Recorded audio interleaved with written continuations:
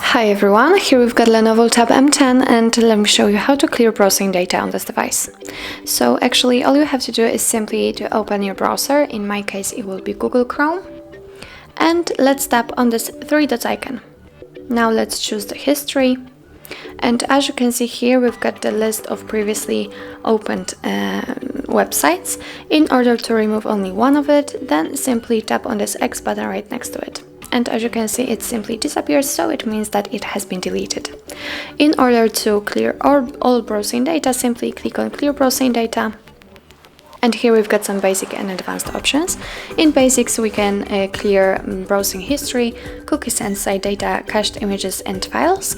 And in advanced, we can also remove saved passwords, autofill form data and site settings. What's more, we can change the time range from last hour to, for example, last 7 days. And if you're ready to remove the data, simply click on Clear Data. And as you can see, the history has been deleted and everything went fine. So that's all. This is how to clear browsing data in your LENOVO Tab M10. Thank you so much for watching. If you find that this video was helpful, please hit the subscribe button and leave a thumbs up.